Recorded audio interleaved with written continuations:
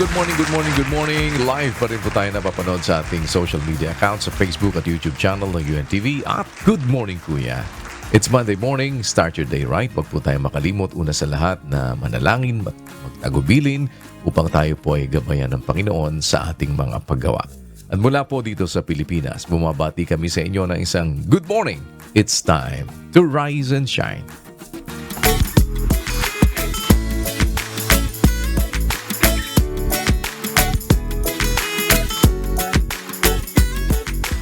Ngayong araw po ay makakasama natin ang ilan sa ating mga kapatid sa MCGI Angeles City, Pampanga Chapter para tayo naman po ay sama-sama na sumaklolo sa ating mga kapwa-tao na nangangailangan doon. Naroon po sa Angeles City ang ating mga kapatid at tayo po ay makikibalita sa kanila kung sino rin po ang ating mamayang aabutin. Good morning po sa inyo dyan sa Angeles City. Rise and shine. Rise and shine po, Kuya Daniel. At naririto po tayo ngayon sa Angeles District Jail. Kasama po ang mga opisyal at ang ating pong city servant na si Brad Michael Hosat para bumati po sa inyo ng Good morning, Kuya! At sasamantalahin po natin ang mabuting pagkakataon na makagawa po ng mabuti dito po sa Angeles District Jail. At isang munting kahilingan po ang ating ipagkakaloob ngayong araw pong ito. Balik po muna sa iyo, Kuya. Maraming salamat po sa inyong lahat at sa inyong patuloy na pakikipagkaisa. Pagpalain po kayo ng Panginoon at dalangin po namin ang lahat na mabuti para sa inyo at sa inyong mga sambahayan. Magpatuloy tayo na maging maliit na kasangkapan para tayo po ay makarating sa ating mga kapwa-tao. Ang kabutihan ng Diyos ay kanila pong maramdaman. At maraming salamat po. Babalik ako sa inyo mamaya. Keep on shining and keep on caring. Isang putahe muna po na putahing dagat na merong maasim na sabaw ang atin naman pong iluluto ngayong umaga o iluluto sa atin. Ang tawag po nila dito ay pinangat na pampano. Paano ba itong niluluto? Panoorin natin sa ating Cook It Right.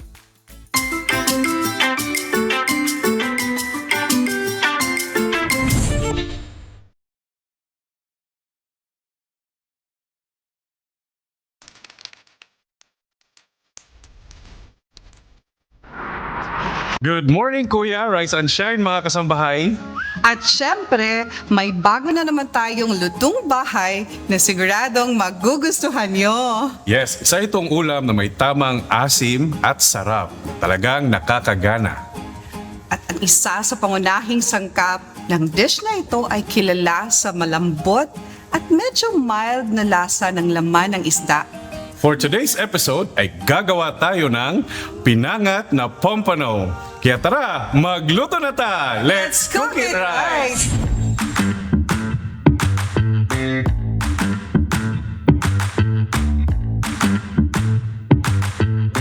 Sa isang kawali, maglagay ng isang layer ng hiniwang luya, sibuyas at kamatis. I-arrange ang nalinisan na pompano sa ibabaw ng mga ito. Budburan ng asin, paminta at MSG ang isda. Ilagay ang mga natitirang luya, sibuyas at kamatis, pati na ang bawang. Ilagay ang kalamansi juice, siling green at tubig. Takpan ang kawali at hayaan itong maluto ng 15 minutes gamit ang katamtamang apoy o hanggang maluto ang isda. After 15 minutes, tikman na natin ang sabaw. Timplahan ng patis, depende sa alat na gusto mo. I-base or buhusan ng sabaw ang pompano habang niluluto para ma-distribute ang flavor. And enjoy!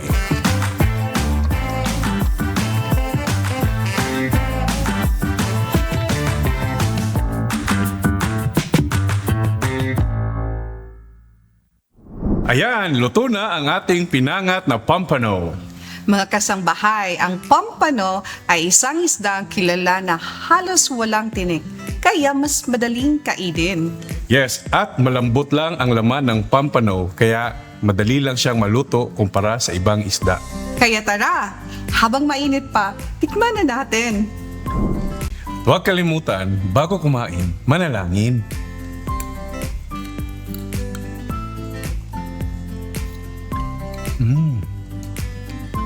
Himal. Nami-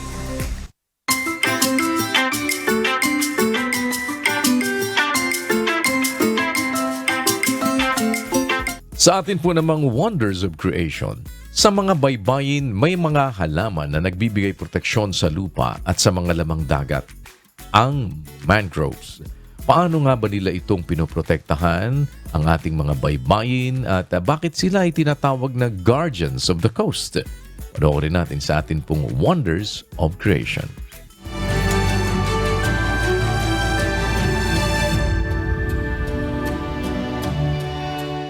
Sa pagitan ng tubig tabang at tubig alat, may isang espesyal na ecosystem na tinaguriang Guardians of the Coast. Mahalaga ang papel nito sa kalikasan at komunidad. May pagkakataon kasing nakadepende sila rito.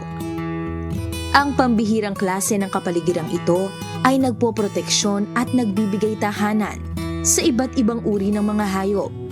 Sa episode na ito, ay talakayin natin ang lawak ng kahalagahan ng mga bakawan o mangroves sa ating kalikasan at kabuhayan.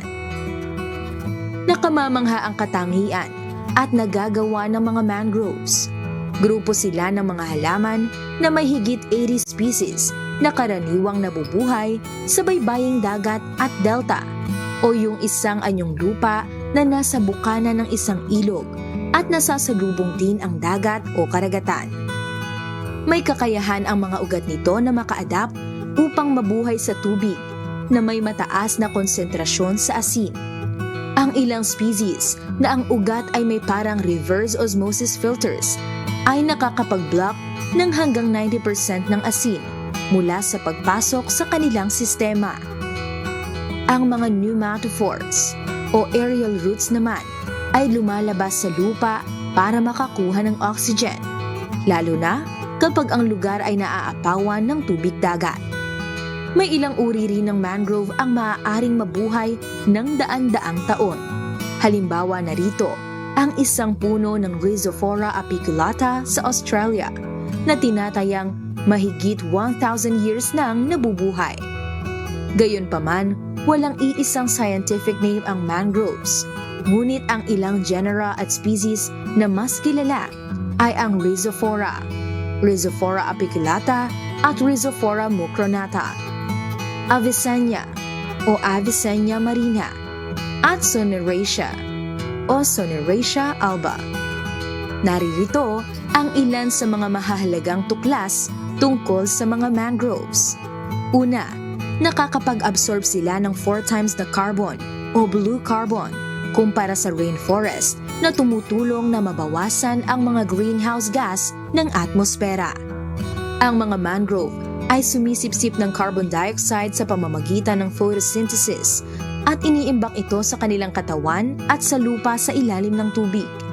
Dahil mabagal ang pagkabulok sa basang lupa, mas maraming carbon ang naiipon at hindi agad bumabalik sa atmosfera. Kaya mas epektibo silang nakababawas ng greenhouse gases kaysa rainforest. Pangalawa, ang mga bakawan ay nakakapigil sa mga dumi at pollutant mula sa lupa bago ito makarating sa dagat. Ang mga ugat ng mangrove ay nagsisilbing natural na salaan na humaharang at sumasala sa mga dumi at pollutant mula sa lupa bago pa ito makarating sa dagat. At pangatlo, pinapabuti nito ang kalidad ng tubig. Pinapabuti ng mangrove ang kalidad ng tubig sa pamamagitan ng pagsala ng dumi, lason at sobrang sustansya bago ito makarating sa dagat. Dahil dito, nagiging mas malinis at mas ligtas ang tubig para sa mga isda at iba pang lamang dagat. Kaya maraming isda ang pinipiling mangitlog sa mga bakawan. Sa katunayan, nakapagbibigay ang mga mangroves ng 70 to 90% na tirahan sa mga marine species. They also protect coastal communities from storm surges sa pamamagitan ng pagbawas ng wave energy sa 50 to 90%. Ang kanilang masalimuot na ugat at puno ay nakakapagpabagal at nakakapagpababa ng lakas ng dagat at alon bago ito umabot sa dalampasigan na nakakatulong mabawasan ang epekto ng storm surges at pagbaha sa mga komunidad sa baybayin. Ipinapakita ng iba't ibang pag-aaral na ang bakawan ay kayang bawasan ang enerhiya ng alon at taas ng storm surge habang dumaraan sa mangrove forest, at mas malaki ang proteksyon kapag mas malapad at mas masagana ang kagubatan ng bakawan na nagpapagaan ng pinsala sa mga nasasakupang lugar. Mas nababawasan ang erosion at mas namimitigate ang epekto ng tsunami, at naproprotektahan ang mga tahanan, taniman at infrastruktura sa tabing dagat, kasama na ang buong komunidad na malapit sa mga dalampasigan. Hindi lamang sila halaman na nakatanim sa tabing dagat. Malayunin ang pagkadisenyo sa kanila at sa kung saang lugar sila lumalago. Isang buhay na sistema na naglilikha at nagme-maintain ng balanse sa kalikasan. Salamat sa agham na naging instrumento upang malaman natin ang mga katangian at benepisyo ng ecosystem na ito. At sa atin namang mga naniniwala sa dakilang may likha, na pagtatanto natin na sa bawat kaalamang kanyang ipinapahintulot na masilip natin, nabubuksan ang ating mata at diwa sa lawak at makabuluhan niyang wonders of creation.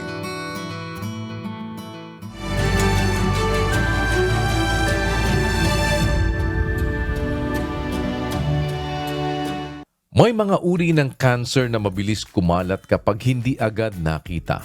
Isa na rito ang acute myeloid leukemia.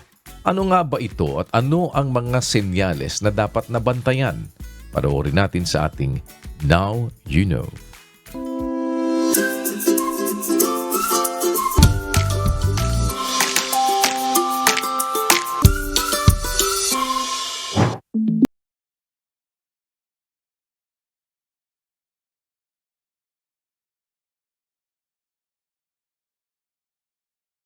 Karaniwan nating naririnig ang leukemia, isang uri ng cancer na nakakaapekto sa dugo at bone marrow.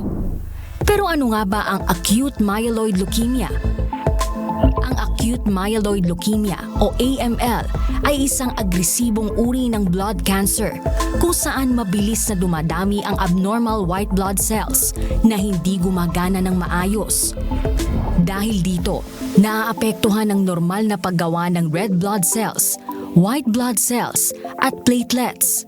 Maaring magdulot ito ng madaling pagkaramdam ng pagod o panghihina, madalas na pagkakaroon ng impeksyon at madaling pagdurugo o pagkakaroon ng pasa.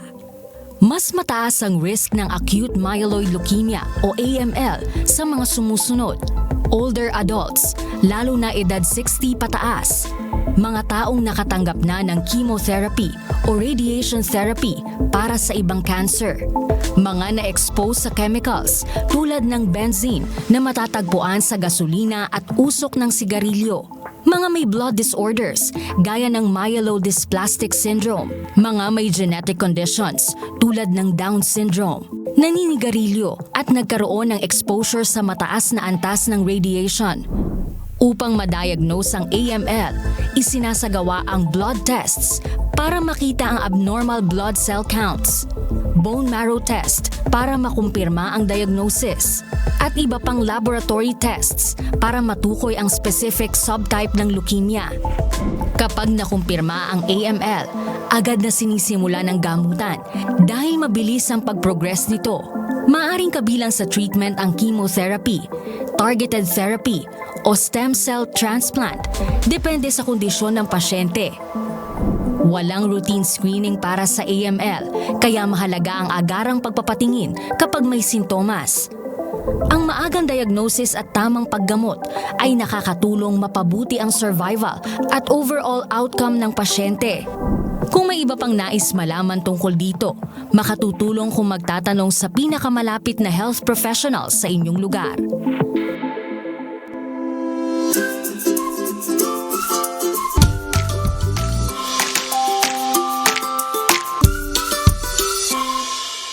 Kung gusto nyo naman pong mag-exercise pero hindi nyo alam kung saan magsisimula, Meron po mga simpleng ehersisyo na maaari nating gawin kahit na nasa bahay lang.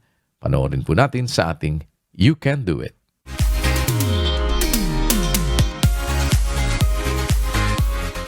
Gusto mo bang maging fit at magsimulang mag-exercise pero masyadong mahal ang gym membership? No problem! May paraan para dyan. Ang pag-ehersisyo at pagpapalakas ng katawan ay isang pangangailangan sa ating buhay. Ayon nga sa Biblia, ang ating katawan ay templo ng Diyos kaya nararapat lang na atin itong pangalagaan. At sa kahit na anong gagawin natin sa buhay, kahit pa ang pag-ehersisyo ay nararapat gawin ng naaayon sa kanyang salita. Ngunit paano ba makakapag-workout mula sa bahay? Narito ang isang simpleng bodyweight circuit na pwede mong gawin na hindi nangangailangan ng kahit na anong gym equipment. Mag-umpisa sa active warm-up at stretching. Sa kahit na anong ehersisyo, ugaliin ang mag-warm up upang ikondisyon at gisingin ang iyong muscles at gradual na pabilisin ang heart rate. Sa ganitong paraan, mas maiiwasan mo rin ang injuries. Pagkatapos ng warm-up, pwede ka nang magsimula sa actual workout. Body weight squat. Iporma ang katawan na parang uupo. Upper body straight and upright. Mas mababa, mas maganda. Pero siguraduhin ang stress at strain ay nasa bandang binti, hita at hanggang sa puwetan. Ulitin ito ng 20 times. Push-up. Ito ay para sa pagpapalakas ng mga braso at ng iyong core. Siguraduhin pantay ang likuran, hindi baluktot, hindi nakaangat. Dahan-dahang ibaba ang katawan palapit sa sahig nang hindi nagbe-bend ang mga tuhod. Tanging ang siko lang. Mas mababa, mas maganda. Ulitin ito ng 10 beses. Walking lunges. Gaya ng squat, ang strain sa muscles ay dapat maramdaman sa mga binti hanggang sa glutes o ang puwetan. Siguraduhin ding upright at straight ang upper body. Ulitin ito ng tig 10 beses sa bawat paa. Planking. Katulad ng push-up, core muscles din ang tinatarget ng planking. Pareho sila ng push-up. Ang kaibahan ay hindi ibababa ang katawan. Kailangan mong i-hold ang posisyon na ito, body straight at chin up. Manatili sa ganitong posisyon ng at least 15 seconds. Jumping jacks. Maganda itong ehersisyo para sa iyong buong katawan habang nagsisilbi ring cardio exercise para sa baga at puso. Siguraduhin tuwid at nakastretch ang iyong mga kamay at mga paa at hindi bumabaluktot. Goal? 30 reps.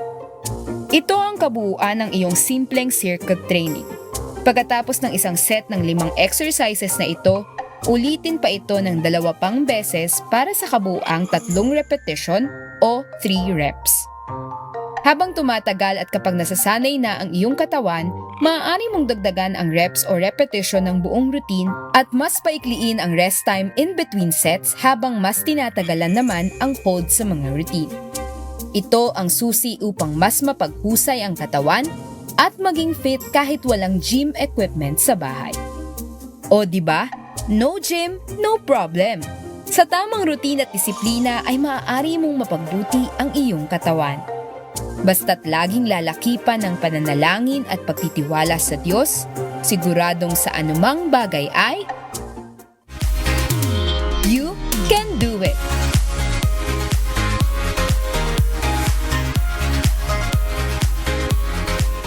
Atin na pong balikan ang ating mga kapatid sa dako po ng Angeles City at ating alamin kung sino sa ating mga kababayan ang atin pong sama-samang sasakluluhan. Kasama po ang members ng Church of God International o MCGI. Good morning po sa inyo once again dyan sa Angeles City. Rise and shine.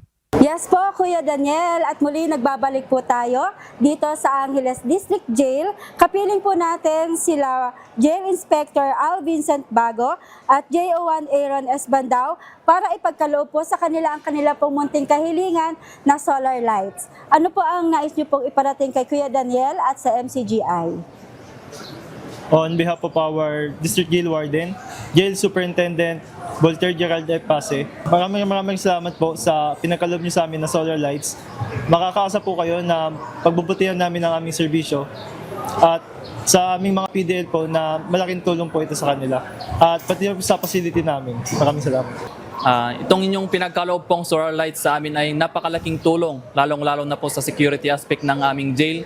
Sa facility po namin, magkakaroon po ng dagdag na ilaw dito sa aming perimeter fence. Maraming salamat po. Salamat po sa Diyos at naririto din po kapiling po natin ang ating pong city servant sa MCGI Angeles City Chapter. Opo, Kuya Daniel, minsan pa pagbati ng pag-ibig at kapayapaan. Naririto po kami, kapiling po natin ng mga kapatid sa MCGI Angeles City Chapter. Bagamat ang ilan po ay hindi nakapasok dahil limitado lang po at mahigpit po ang loob ng jail. Ganun pa man, kaisa natin sila sa naging pagtugon sa kahilingan po ng pangasiwaan o pamunuan po ng ADJ o Angeles District Jail. Salamat sa Diyos sa bawat aral na itinuturo niyo po sa amin na tayo magsamantala sa bawat mabuting pagkakataon, na tayo ay makapag-abot ng tulong sa ating mga kapwa-tao. At wala po tayong pinipili na kahit na sino, basta nakakailangan ng tulong, ay nakahanda po ang MCGI. Minsan pa, kaisa niyo po, Kuya Daniel, ang Angeles City MCGI Chapter sa lahat po ng gawang mabuti upang maabot po natin ang ating mga kapwa-tao. Salamat sa Diyos sa mabuting pagkakataon. Salamat po sa Diyos, Brad Michael Hoson. At salamat po sa Diyos, mga kapatid. Back to you po, Kuya. Maraming salamat po once again. Pagpalain kayo ng Panginoon. Salamat sa inyong patuloy na partisipasyon at pakikipagkaisa sa lahat po ng ating mga kapatid dyan sa Angeles City. Mga kaisang pananampalataya na maging maliit tayong kasangkapan na makaabot sa ating mga kapwa-tao na nangangailangan. Salamat po at keep on shining and keep on caring. Tunghayan naman natin sa pagkakataong ito ang kwento ng pagsisikap ng isang nanay na itinaguyod ang kanyang 6 na anak sa pamamagitan po ng pagtitinda ng street foods. At kalaunan, nagkaroon ng sariling karinderya. Kahit mahirap, huwag susuko, laban lang.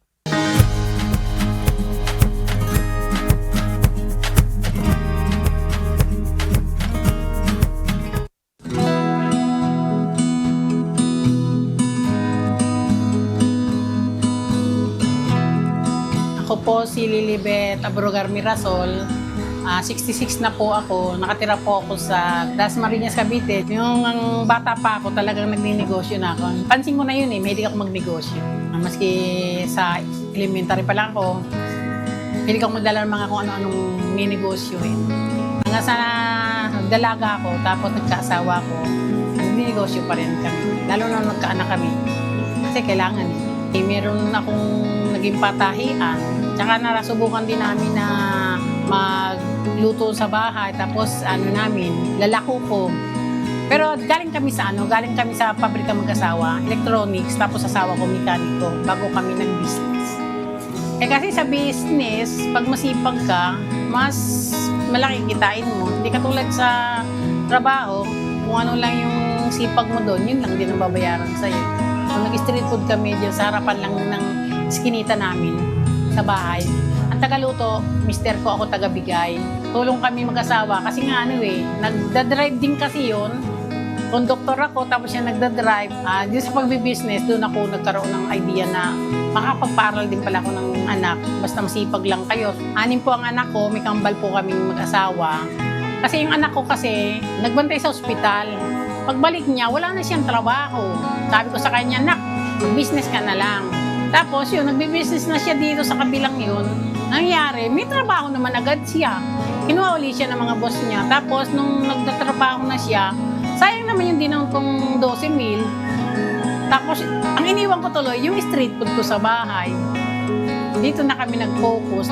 Hanggang sa namalay-malayang maganda pala yung ganitong business kesa sa street food. Yung mga anak ko nga, kailangan makapagtapos. Dapat mag-aral kayo. Kasi ayaw mo wag mo na ipamana yung paghihirap mo sa anak mo. Kaya yun lang ang namin, mag-aral lang. Hindi ko nga pinangarap na magpagawa ng bahay, hindi ko pinangarap na magkaroon ng sasakyan. Sa tulong at awa ng Diyos, Yung mga anak ko may kanya-kanya ng bahay, tapos may sasakyan pa sila. Tapos pinagawa rin nila yung bahay namin. Pero marami nagsasabi na na huwag pagkatiwala kasi nalugi talaga ako. Maraming perang lumabas, maraming perang nawala. Pero ngayon, okay na ako kasi nag-resign yung anak ko para tulungan ako dito ng kantin. Nung kami na ang nagbantay na mag-ina, kahit hindi ubos yung paninda, may kita rin talaga. Ganitong kantin hindi mo pwedeng iwanan. Talagang ikaw ang kakahat. O maaari, ikaw rin magtatakal. Kung magpo-food business kayo, ang isipin nyo na lang, yung kaya kayo nag-food business, kasi para matugunan yung mga pangangailangan nyo. Ano kasi, sa pagninegosyo kasi, may talent ka din dun eh. Kailangan, yung ginagawa mo, gusto mo. Kasi na-enjoy mo yun. Pero kung magninegosyo ka at hindi mo gusto, parang mahirap sa kanila yun eh. Hindi katulad sa akin na gusto ko talagang magnegosyo. Kasi lumaki ako talaga na alam ko negosyante talaga ang pasok ng ano ko. Kasi pagdating sa pagninegosyo, hanapin mo yung negosyong para sa'yo. Yung hindi ka talaga mahirapan, tapos kikita ka pa. Pero yun nga, kontento ka. Pag nagkamali ka, matututo ka. Katulad ko, kamali ako. Mali pala ako yung ipabaya ko sa mga tao ko yung business ko. Gusto ko, kikilos ako habang kaya ko pa. Kasi ayokong manghingi sa mga anak ko. Tsaka isa pa, ang negosyo na ganito, kailangan may kasamang Diyos. Kasi gumagawa ng paraan ng Diyos eh. Pag may ipagdadasal mo talaga, pagkatiwala natin sa Diyos ang lahat ng ating ginagawa, at laki pa natin ng sipag at tiyaga at laban lang.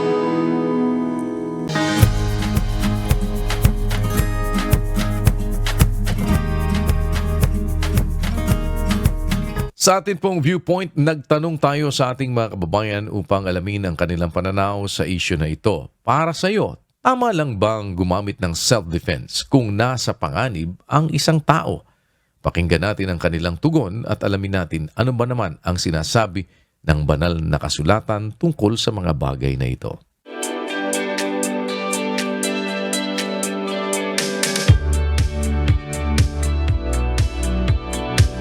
I try my best na makagawa ako ng way to protect myself and also my family. Parang nag-inganyo ako mag-aral ng self-defense. Pala, tsaka hawak, para hindi makatakbo. Kaligtasan din natin yung ating hinahangad sa buhay natin. Kasi we don't have any idea kung anong mangyayari sa iyo sa labas o sa loob ng bahay.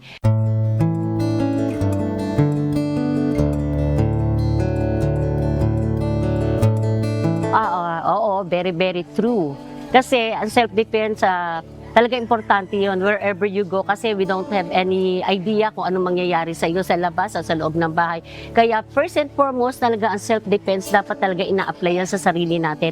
Lalo na like me, I'm a senior, I don't have any idea kung paano ko i-defense sa sarili ko. But as of now, ang alam ko lang talaga, aside from my own verbal word, siguro yung physical defense na dapat kong gawin sa sarili ko.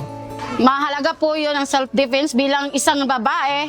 Kasi pag once po na meron po mga masasamang tao, kaya po natin ipagtanggol yung sarili natin kasi natututo po tayo sa self-defense. So, I need po na makaano po ng self-defense na may magturo po sana dito. I try my best na makagawa ko ng way to protect myself and also my family. Sa halimbawa lang po siguro, kung nag-akma po siya at na time na nagising po ako, hindi po ako agad-agad magbubukas ng pinto. Kasi syempre, ano po yun, siguro isi-save ko po muna yung mga kids ko. And then, I will call to mga neighbor po, mga ganyan. At kukuha po ng something na ipamhataw po sa tao. Kasi syempre, may makikita ka naman sa loob. So, kailangan mo yun i-defense eh. Yes po, importante yung self-defense kasi di ba, may mga bagay na hindi mo in-expect na may mangyayari. Bonus na yung kapag may natutunan ka ng self-defense. Kasi ako, nung grade 7 ako noon, nag-aral ako ng Arnis noon. So, and then nakatulong din sa akin kasi dati nung bata ako, takot talaga ako mapag-isa noon. Naglalakad lang ako pa uwi noon sa amin. So, nung nag-aral ako ng Arnis noon, medyo naging confident ako kasi lagi ako may dalang and then hindi na ako takot. Kaya ayun, parang nag-inganyo ako mag-aral ng self-defense kasi hindi mo rin talaga akalain, di mo rin talaga asahan na baka may mangyari sa'yo or sa mga kasama mo. Kaya para sa akin, mas maganda matuto ka ng self-defense. Opo. Kasi po kailangan po yun. Gawa ng maraming mga tao ngayon. Kailangan madipisa mo ka sarili mo. Sipala at saka hawak. Para hindi makatakbo.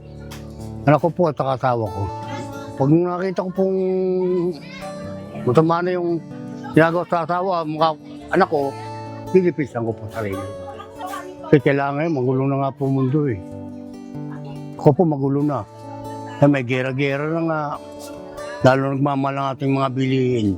Opo, kasi po, kailangan natin yan sa ating sarili kasi di natin alam na may mga masamang sa atin ang mga tao na hindi naman natin alam.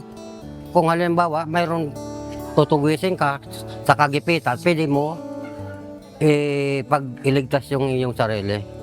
Yun lang po, wala naman tayong hinahangad na makipag-away, kundi depensa lang po ang ating inaano sa sarili natin. O siyempre po, unang-una pamilya o mga kapitbahay na mga kaibigan mo, ay mayroon na kahit pa paano, mayroon yung sa sarili. Kagaya sa kaligtasan natin, siyempre, kaya tayo gusto natin maligtas dahil siyempre, kaligtasan din natin yung ating hinahangad sa buhay natin. Kaya ganoon. Wala naman tayong gagawin na masama, kundi puro sa kabutihan. Sabi pa nga, naririnig ko, ang paggawa daw ng mabuti, hindi magbubunga ng masama. Sa pananaw ng psychology at behavioral science, natural na reaksyon ng tao ang self-defense kapag nasa panganib. Dahil sa tinatawag na fight or flight response ng katawan. Kapag may banta sa kaligtasan, ang utak ay mabilis na nagpapakilos ng katawan para maprotektahan ang sarili mula sa kapahamakan.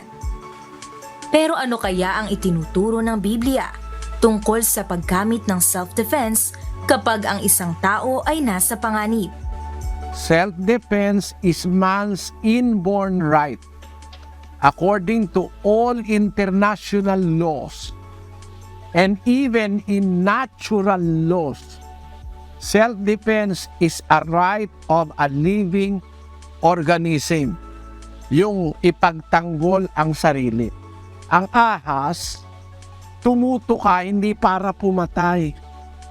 Ang ahas, tumutuka para ipagtanggol ang sarili niya. Pag nanganganib na siya ay pipirwisyohin ng tao. Nung natuka niya, namatay. Pero hindi niya intensyon yung pumatay. Parang yung skunk. Yung skunk, pagka medyo may kakain doon, papatayin siya, maglalabas siya ng napakabahong amoy para mahilo yung kakain sa kanya. Ganon din yung pusit. Pagka meron ng tumutugi sa pusit, para makatakas siya, para ma-preserve yung kanyang buhay, ilalabas niya yung tinta niya. Paglabas ng tinta, lalabo ngayon yung tubig. Hindi siya makukuha ng kakain sa kanya. That is inborn right to live. No? Ang self-defense is an inborn right of any living creature. Ang aso tumatahol, mangangagat para ipagtanggol ang sarili kung may panganib siyang nararamdaman sa tao. Lahat ng living creatures, yung langgam din ganun nangangagat yun dahil para mabuhay siya para wag siyang mapatay. Yung preservation of life kasi, yon ay inborn right ng isang nabubuhay na kinapal, kasama ang hayop, kasama ang tao.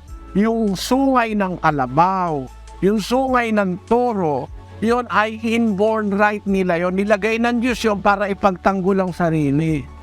Ang tao walang sungay. Ang tao hindi pwedeng mangagat. Pero pwede mong ipagtanggol ang sarili mo sa pamamagitan ng iyong intelligence. Pwede kang tumakbo, o pwede kayang gumamit ka ng tear gas para wag kang maabutan ng magnanakaw. Marami.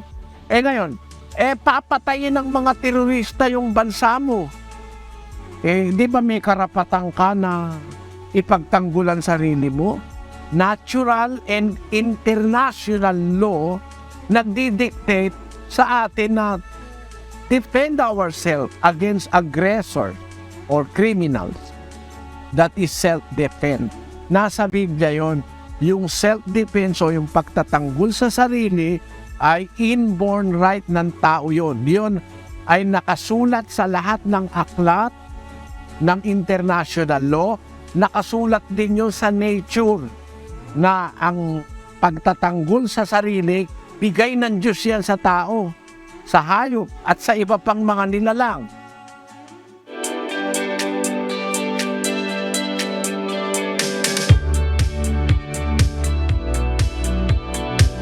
Sa atin pong layunin na patuloy na maipalaganap ang paggawa ng kabutihan sa ating mga kapwa-tao at ang pagpapakita ng pag-ibig, muli po isang social experiment ang ating isinagawa.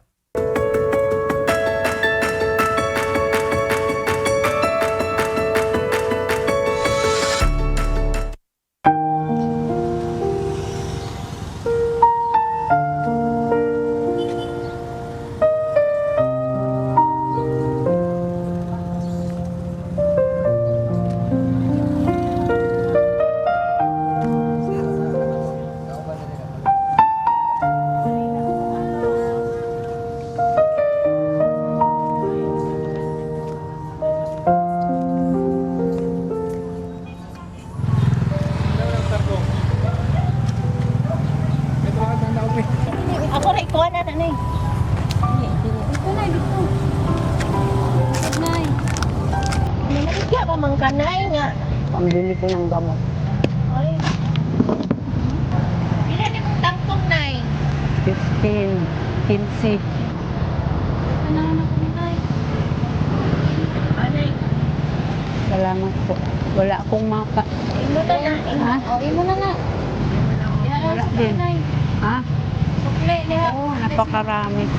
Maraming salamat po. Salamat po.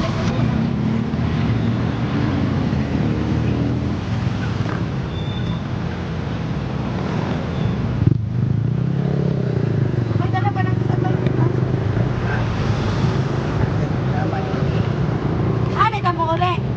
Magbalik ko. Kita na eh. May tubugan. Dari na na ka.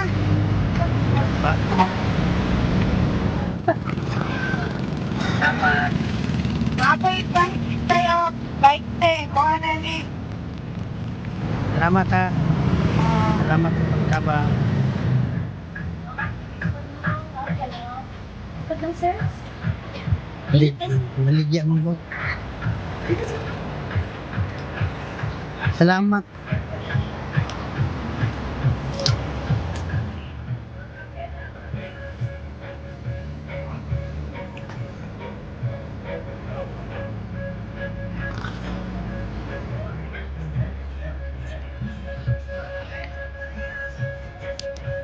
Salamat.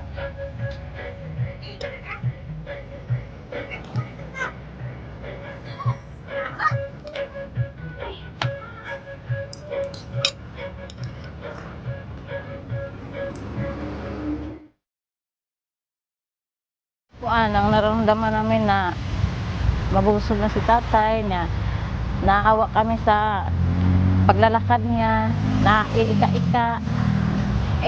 I-apply natin sa ating sarili. Mga what if kung mama natin ganyan, din sasakting din tayo kung walang tumutulong, di ba? Importante talaga, sir, sa panahon ngayon, sir, na bihira na lang ang tumutulong, sir. Dapat kayo? Ang awa at pagtulong sa kapwa. Kawawa naman, init. Tapos nagkaganyan. Sabi pa niya, may apo pa talaga siya kakain. Kawawa naman. Siyempre, mga yan, igalang na ito, yaray. Maagi magkaanak. Tapos, siyempre, maagi taan na. Kahapi na ito, may matapang pod. Kaso, dito pa lang daan siya, oh. Kawawa na.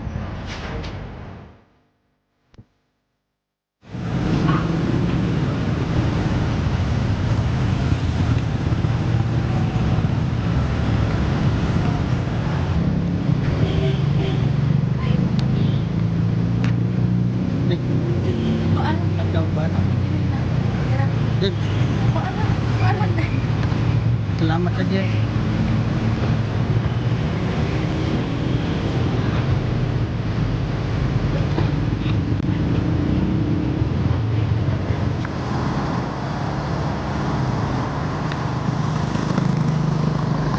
na, be.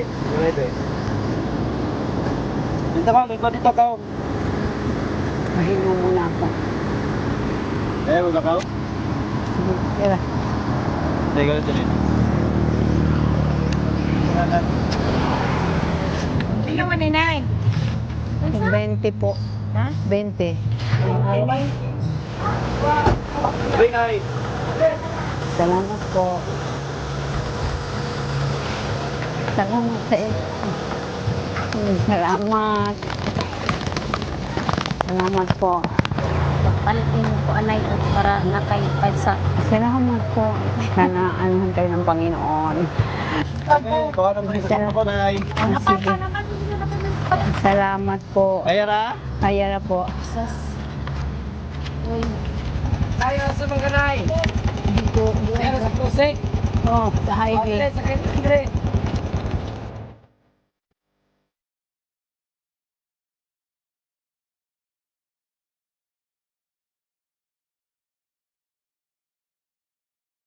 Pamili man akong lantaw sa iyahan. Natural, mo tabang kita sa atong isig katawo. Mahalaga ang tumulong sa kapwa, kusang loob na tumulong kahit walang kapalit. Sa lahat ng kabataan, kailangan nating mabuti sa ating kapwa. Hindi natin pwedeng tingnan lang. Dapat kusang nating tulungan sila, walang kapalit. Kasi mahalaga sila sa buhay natin. Nagbaktas na ka? Paano lang.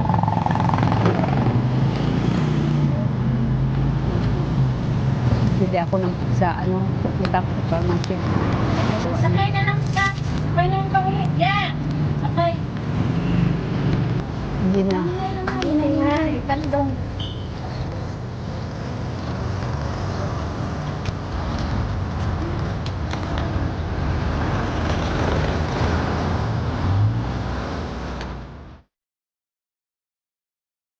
Naalala ko sa kanya yung lola ko, kasi ako nag-aalaga. Ang hirap na siya lang mag-isa, walang pamilya. Kung lola ko siya, aalagaan at aalagaan ko kahit hindi ko siya kano-ano. Kasi tao lang tayo eh. Importante, may respeto tayo sa kapwa natin. Lalo na sa mga magulang, lola, at kahit hindi natin kamag-anak kung kailangan nila ng tulong. Kahit na sabihin natin na mahirap kumita ng pera, importante makatulong.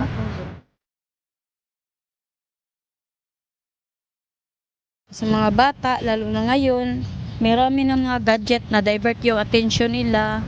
Magbigay din sila ng time sa mga magulang nila, sa mga lula nila dahil hindi habang panahon na sa tabi sila. Pahalagahan ang bawat oras na kasama sila, buong pamilya. Dapat mahalin nila dahil pag mawala yan, wala na.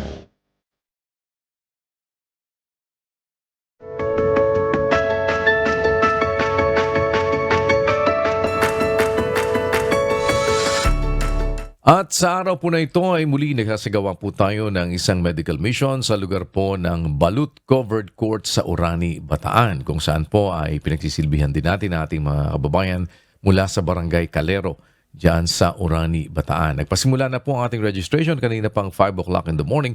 Tatagal po ito hanggang mamayang alas 9 ng umaga. Kaya yung malapit po sa area, maaari pa po kayong makapagsadya. Lahat naman po ng ating mai-register hanggang mamaya sa ating cut-off time ay atin naman pong pagsisilbihan sa kabuuan po na maghapong ito ng ating pong isinasagawang medical mission. Open po ito para sa lahat. Ano man po inyong religion, ano man po ang inyong political affiliation, ano man ang inyong wika, lahi.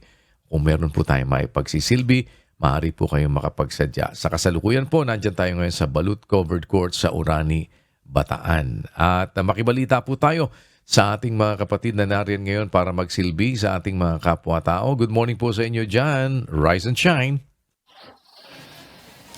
Yes, good morning Kuya and rise and shine sa ating mga kasambahay. Para po sa ating live update mula sa ating MCGI Clinic dito sa Bataan ay nandito po tayo ngayon sa bayan ng Orani. At Kuya, nung nakaraang Lunes nga po ay atin pong napagsilbihan ng ating mga kababayan mula sa Barangay Wawa at Barangay Masantol, Orani.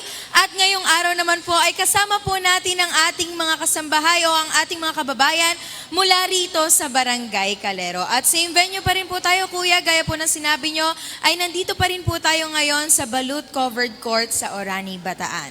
Kaya naman po pagka-open pa lamang po ng ating registration kaninang 5 a.m.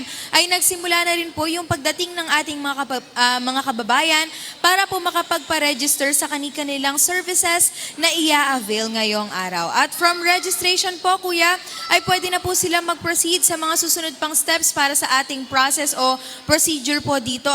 So after po nila sa registration area, ay tutungo lamang po sila sa ating vital signs area kung saan sila po ay kukuhanan ng blood pressure, temperature, and other initial information po na kakailanganin po sa kanila. At syempre po, pwede na po sila mag-proceed sa kanilang respective waiting area. At bago po sila makapunta sa ating consultation area with our doctors. And after po niyan, Kuya, kung sila naman po ay resetahan ng kanilang mga gamot, ay hindi na po nila kailangan pang lumabas at bumili sa iba't ibang butika dahil pwede na rin po nila yung i-claim ngayong araw mula po sa ating MCGI Pharmacy for free. So, hindi na po nila kailangan ng dagdag gastos pa, At habang sila naman po ay naghihintay, ay meron pong ipinrepare yung ating mga MCGI volunteers and staff na mainit na lugaw para po sila naman po ay makapag-almusal na rin ngayong umagaw. And Kuya, para po sa mga ino-offer po nating services ngayong araw, available po ang ating adult medical consultation, ang ating pediatric consultation, ang ating pong dental services na may tooth extraction, at para naman po sa ating optical services, meron po tayong free eye check-up with free reading glasses, ECG and CBG, at sa mga kasambahay naman po natin dyan na may gustong ikonsulta na legal matters, mamaya po may darating po tayong attorney para po sa kanilang legal consultation. And sa mga kababayan naman po natin na gustong magpagupit, ayan po, meron po tayong free haircut mamaya para sa mga kalalakihan. Hatid po sa atin ng ating mga MCGI barbers. At syempre po Kuya, hindi po natin kakalimutang i-acknowledge ang ating mga napakasipag at masayahing MCGI volunteers and staff na ating pong kasama at katulong every Monday sa pagbibigay serbisyo sa ating mga kababayan. Ayan, yes Kuya, every Monday po itong isinasagawa at open po ang ating registration hanggang mamaya pa po yan ng 9 a.m. Kaya naman po sa mga kasambahay po natin na malapit lang dito sa ating venue or sa ating area, ay pwede pa rin po kayong humabol kung kayo po ay may gustong ipa-check up or ikonsulta. Kaya naman po magtungo lang po tayo dito sa ating venue sa Balut Covered Court sa Orani, Bataan. And muli po naming pinapaalala na lahat po ng mga services na inyong matatanggap dito ay libre, hanggang sa gamot o pagkain po na inyong matatanggap ay libre rin po. Wala pa tayong kailangang bayaran at wala rin po tayong hinihinging kapalit. And regardless po, anuman po ang ating lahi, relihiyon, edad, or any group affiliation, welcome po tayong lahat dito sa ating MCGI Clinic. At ito naman po mga pagkakataon nito, tayo po ay nagpapasalamat sa Diyos dahil po ito ay ating pagkakataon na makagawa ng mabuti sa ating mga kapwa gaya ng ating natututunang aral. At para pa po sa mga susunod na updates ay kita-kits po tayo sa mga susunod pang araw ng Lunes para sa iba pang updates mula dito sa MCGI Clinic, Bataan. Balik po sa inyo, Kuya. Maraming salamat po once again at sa lahat ng ating mga kapatid sa MCGI. Salamat po sa inyong pakikipagkaisa. Muli po aming paanyaya sa inyo. Maaari po kayo makapagsadya dyan sa atin pong isinasagawang medical mission. Libre po yan. Wala naman kayong dapat na alalahanin at hindi naman tayo po naghihintay ng anumang kapalit.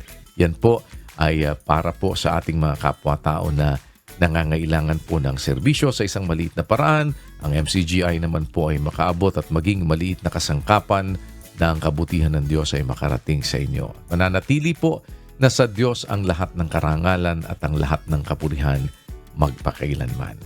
Ang aming pong patuloy na pag-aanyaya sa inyo ngayong araw po na ito ay magpapatuloy ang atin pong isinasagawang mass indoctrination o pag-aaral ng mga doktrina ng ating Panginoong Jesucristo. Alas 7 po yan ng gabi, Philippine Standard Time. At ganun din po, nag-aanyaya kami sa inyo sa atin pong segment na Rise and Shine dito po sa Good Morning Kuya. Every Monday naman ito, alas 6 ng umaga. At ang ating mga public services ay nagpapatuloy din po sa Serbisyong Bayanihan, Monday to Friday, alas 4 po ng hapon dito po sa UNTV. At nakabukas po ang ating MCGI Charity Center Valenzuela City sa number 22 T. Serrano Street, Marulas, Valenzuela City every Monday. Ongoing po tayo ngayon dyan. Hanggang 9 o'clock pa po ang atin pong cut-off sa ating registration. Pagka naman po araw ng Martes, tayo naman po ay nagsisilbi ang MCGI Charity Center po sa Parañaque City. Ito po ay nasa 4th floor, number 88 ng 88 Square Mall. Diyan po sa Barangay San Dionisio, Parañaque City. At pagka po naman Wednesday, ang MCGI Charity Center Quezon City po, diyan sa number 35 Reliance, Barangay Nagkaisang Nayon, Quezon City. Maaari din po kayo makapagsadya para sa mga libreng serbisyo.